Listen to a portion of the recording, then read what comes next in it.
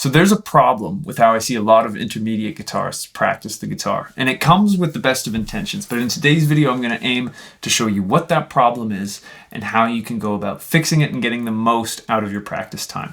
Now, the problem that I'm talking about is running a bunch of drills every day. Now, I'm not saying that practicing drills is a bad idea. I just don't think that you should dedicate a huge portion of your practice to it every day, especially because most of my students don't have as much time as they would like to play the guitar. So I think it's crucial that you need to fill that time that you do get with the instrument with as much actually useful and practical practice as possible.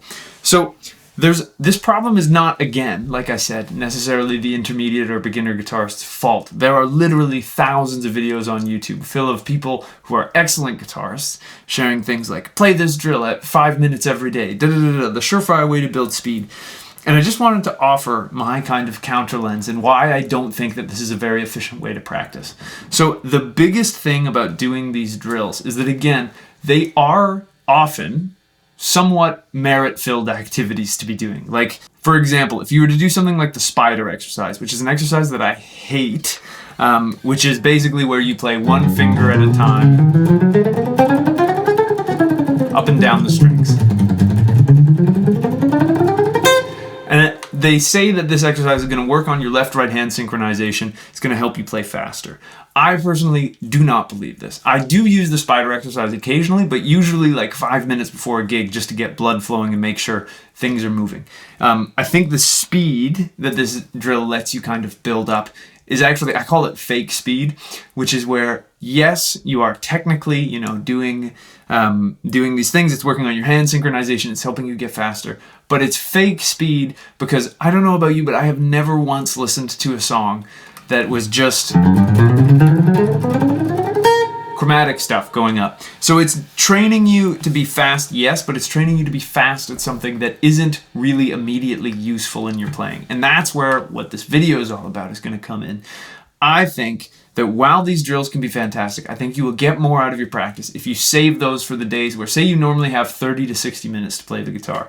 Having somewhat of a practice plan for that is great, but I would say save the drills and stuff that are working on a very particular technique or a very particular thing for those days where you have, an extra half hour than usual or an extra hour than usual, and dive into them. Because again, there is merit to doing these exercises, but I think a lot of my students, when they first come to me, one of the first things I do is kind of say, what you're doing there is great, but you should not be spending a ton of time on it every day. And so what I would recommend is that for any of the techniques and any of the drills that you're working on, I would recommend replacing that with practicing either the major scale, the minor scale, or whatever mode you're working on, whatever it is, or arpeggios, because those are actual real musical things to do. It's kind of like, I always use this analogy where it's kind of like learning music is almost like learning a language. And I don't know any of you out there, if you've tried to learn a language through things like Duolingo, they're amazing resources, but a lot of the times the priorities of what they teach you can be somewhat confusing. Like, for example, I did Italian on Duolingo for like a month.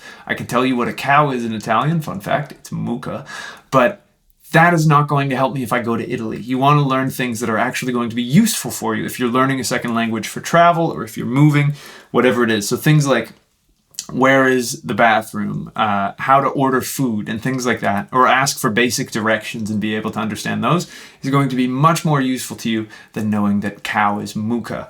And so in terms of things that I would work into your linear practice, I would say the major and minor scale, again, if you aren't totally comfortable with those, that's a fantastic thing to practice every day. So in that bit where you would normally do a drill or a warm-up to try and warm up your hands, why would you not just warm up with something that's already musically useful and you should be practicing anyways? This is one huge thing that I see with students is they go through, they run their drills, and then that's half or 3/4 of their practice time gone, and that's just their warm-up. So when you're working on a restrained kind of timeline, I think it's far more efficient if you actually use your practice time to do things that you need to do, like playing the major or minor scale, things that will be musically useful to you. So for example, when I first pick up a guitar, one of the first things I do is I'll practice scales. So here's maybe the major scale in all 5 positions. I'd do that for a minute or two. Then I'd go to the next position. Go to the next position. So on on and so forth going through. And then I've maybe spent 5 to 10 minutes doing all 5 positions of the major scale in a key, and I've warmed up my hands, I've warmed up my fingers, I'm feeling warm, I'm feeling more confident. And again, the thing that makes this infinitely more useful than doing the spider exercise or something is that I'm training my fingers to be fast and efficient while doing something that I might actually use in music, rather than grinding these drills. And again, there's a ton of these exercises where maybe there's like a little hard alternate picking thing that you're working with. Maybe it's something like that, where I'm doing these kind of complex motions with my right hand. I'm moving around and doing all of these things. But again, save those for time where you have extra time to kind of dive into them. When you are doing stuff every single day and how that you're spending that time with the instrument, I think it's a far better idea to be practicing musically nutritious things. Another great thing that you could do would be practicing arpeggios. Arpeggios are great for warm-ups. A lot of the time, I think my students feel like the arpeggios take more time or they're hard to get into, and they go, well, I need to warm up before I do arpeggios. And the trick is just doing the first couple of repetitions a little bit slower. So for example, a great little kind of warm-up and again musical real practice that you could do would be, say you were going to practice the major scale. You could try playing the major triad arpeggio and then playing that scale. So for example, in doing what I just did through all 5 positions, maybe I go, then I play a couple reps of the major scale. Maybe then position 2. And you might be saying, Matt, well, maybe that's easy for you to do.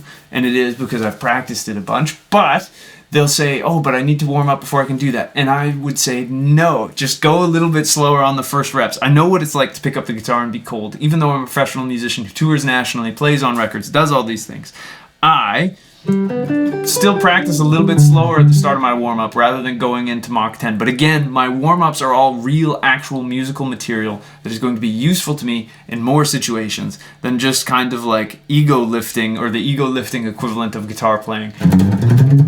Just running the spider exercise as fast as I can, because I could probably play the spider exercise about 50 BPM faster than I could play real music. And so again, it's a great thing to do to get blood flowing, great thing to do to get warmed up before a gig, whatever it may be, but I think a lot of guitarists spend way too much time in their day-to-day practice on drills rather than working on things that actually apply to everything. Because when you practice scales and arpeggios, every melody that you have ever loved, ever been touched by, ever been moved by, is fragments of a scale, whether it's in scalar form, whether it's in arpeggio form. Those are the fundamental building blocks of melody. So all of the stuff that made us probably want to pick up the instrument in the first place is going to be made from those scales. It's going to be made from those scales. It's going to be made from those arpeggios. So when you're setting up to practice something every day, you're setting up a practice plan, you're trying to do it, I would seriously advise to try and cut out the drills unless there's something very specific technically that you're working on and it actually will help you get to that goal. Whereas if you're just doing it because so-and-so said so on YouTube or someone recommended these things, again, they can be great drills to do that serve a particular purpose, but dedicating a huge portion of your daily practice to them every day is just not going to be the fastest way to move forward. I think you will get much better results much quicker if you try and keep your practice to things that are actually musically applicable in most situations, rather than just chasing the latest and greatest drill. But anyways, if you enjoyed this video or found it helpful, I'd really appreciate it if you could like and subscribe. It truly helps me out more than you know. If you're looking to take a guitar lesson with me, there's a link to get in touch with me down in the description. I'd love to work with you on whatever's troubling you on the guitar. If you're looking for a different way to support me in the free educational content that I put out here, you can subscribe to my Patreon, also linked down in the description. All of my patrons get early access to videos as well as cool behind the scenes sneak peeks at stuff that I'm working on and stuff that I'm doing. It's also just a great little community of guitar lovers who I'd love to see you over there. If you're looking for a different way to support me and what I do, there are also links in the description to purchase one of my ebooks or my video courses. It's a great way to get some more in-depth educational content from me than you can get in these 10 to 15 minute YouTube videos. And last but not least, I have new videos coming out every single week, so I hope I'll see you in the next one. And until I do, I'll wish you a wonderful day, and I hope you have some fun playing the guitar. Thanks.